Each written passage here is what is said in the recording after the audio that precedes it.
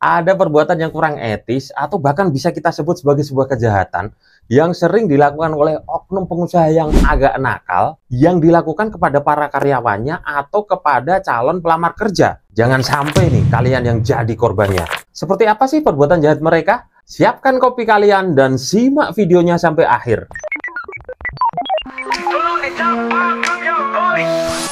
Jadi beberapa waktu yang lalu aku itu nonton sebuah podcast motivasi usaha.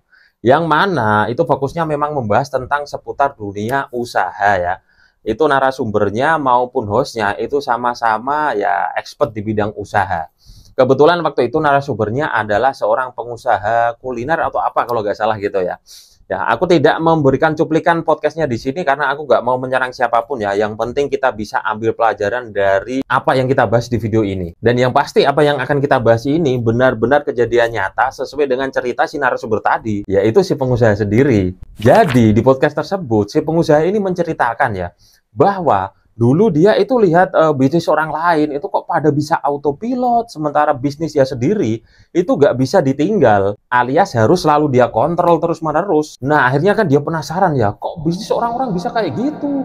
Gimana nih caranya mengaplikasikan di bisnisku sendiri supaya bisnisku juga bisa jalan sendiri atau autopilot? Akhirnya dia terpikirkan untuk melanjutkan ke bangku kuliah. Siapa tahu di bangku kuliah nanti dia mendapatkan ilmu gimana caranya membuat bisnisnya tadi itu bisa autopilot atau bisa berjalan secara otomatis seperti bisnis orang-orang lain yang sering dia lihat. Tapi nih ya, sebelum dia benar-benar melanjutkan ke bangku kuliah, dia mendapatkan sebuah ide yang menurut dia itu adalah ide yang cerdas ya. Tapi menurut teman-teman silakan dinilai sendiri ya, apakah ini termasuk ide cerdas atau ide yang seperti apa. Idenya seperti ini. Jadi dia mau buka lowongan pekerjaan untuk posisi tertinggi di bisnis yang dia jalani. Ya, anggap aja sebagai general manager gitulah ya. Jadi dia mau mengangkat seorang leader ya, yang nanti bakalan dipasrai tanggung jawab untuk mengelola bisnis yang dia miliki supaya bisa berjalan autopilot. Dan istimewanya ya, dia memberikan iming-iming gaji yang jauh di atas rata-rata plus nanti dapat bagian sekian persen dari saham di perusahaan tersebut. Menarik banget kan?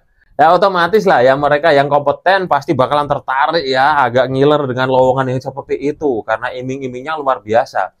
Dan kalau misalnya ada yang curiga ya, misalnya ada yang nanya nih, loh kok tawaran gajimu lebih tinggi di atas perusahaan-perusahaan lain yang sejenis? Si pengusaha tadi bakalan menjelaskan nih, soalnya nanti kamu bakalan aku kasih tanggung jawab ya, aku pasrai sepenuhnya perusahaan tersebut. Makanya aku berani menggaji lebih tinggi daripada yang lain. Alasannya seperti itu, semuanya logis dan sangat menarik kan ya. Dan tentu tidak mengejutkan ya, ada puluhan pelamar yang mencoba untuk mengisi lowongan tersebut. Akhirnya dia interview lah satu persatu para pelamar tersebut. Intinya, para pelamar tersebut dikasih tahu sama dia ya, ini kan kalian mau kita gaji setinggi ini ya, apalagi masih dapat bagian segini. Tapi aku tentu harus selektif dong, nggak mau asal-asalan. Aku mau kalian bikinlah proposal atau konsep atau rancangan. Misalkan kalian yang aku terima untuk mengisi posisi tersebut, langkah apa atau strategi apa yang bakalan kalian buat supaya bisnisku ini bisa autopilot atau bisa berjalan secara otomatis.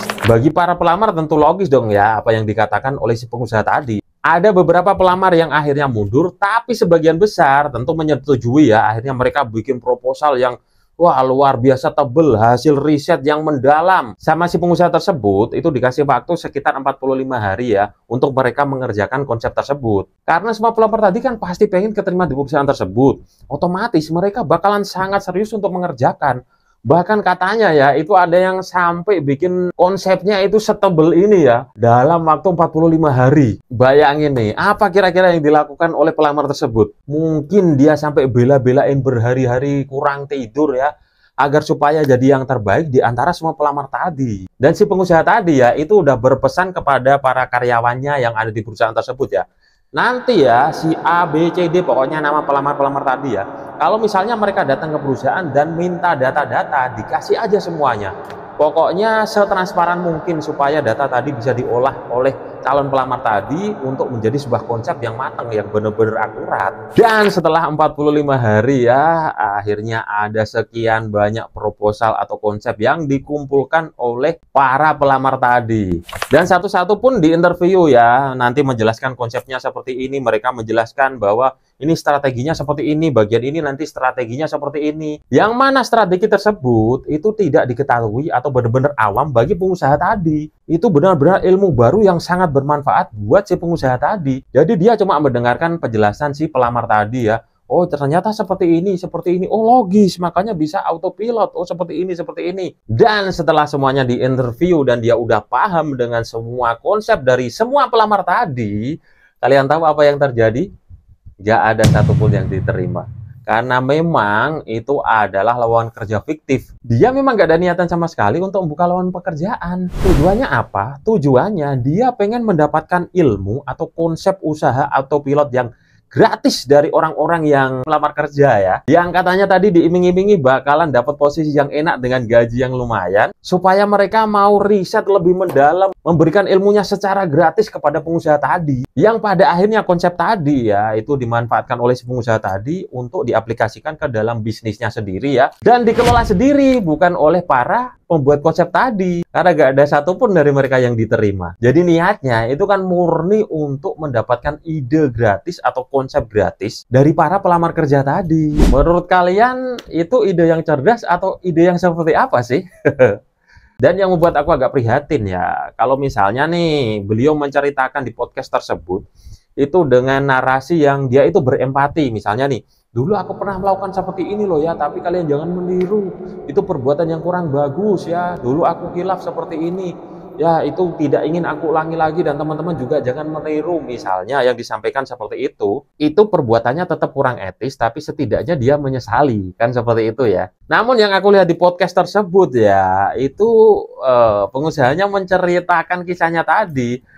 Itu dengan gestur senyum-senyum, ketawa-ketawa dengan hostnya yang agak menunjukkan bahwa dia bangga dengan kecerdasannya tadi ya teman-teman ya.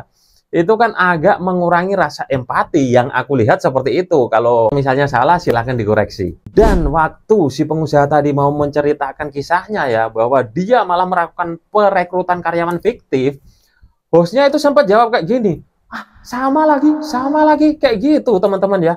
Jadi aku mikirnya, wah jangan-jangan si hostnya juga pernah melakukan hal yang sama. Dan di kolom komentar itu kan udah pasti ya, kebanyakan isinya itu hujatan ya.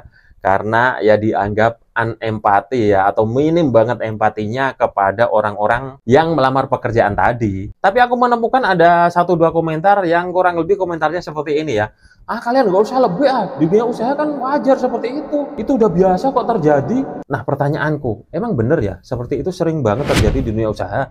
Apakah hal seperti itu dianggap wajar di dunia usaha? Dan kalau memang itu sering banget terjadi, apakah kita layak untuk menormalisasi perbuatan seperti ini? Apa gak ada rasa empati kepada para pelamar kerja tadi? Kita gak tahu ya seberapa besar effort mereka agar supaya bisa memberikan ide terbaik buat perusahaan tersebut. Di balik effort yang luar biasa tadi, kita gak tahu ya, mungkin saja ada seorang anak yang orang tuanya itu sedang sakit-sakitan dan dia berusaha keras gimana caranya biar bisa keterima di perusahaan tersebut ya, mendapatkan gaji yang diiming-imingkan agar supaya nanti dia bisa gunakan untuk menanggung biaya pengobatan orang tuanya. Dan ternyata itu hanya lowongan fiktif belaka. Kira-kira layak dinormalisasi nggak perbuatan seperti itu? Atau menurut teman-teman yang lain, gimana nih pendapatnya tentang fenomena yang sedang kita bahas di video ini? Yuk tuliskan pendapat teman-teman di kolom komentar sini.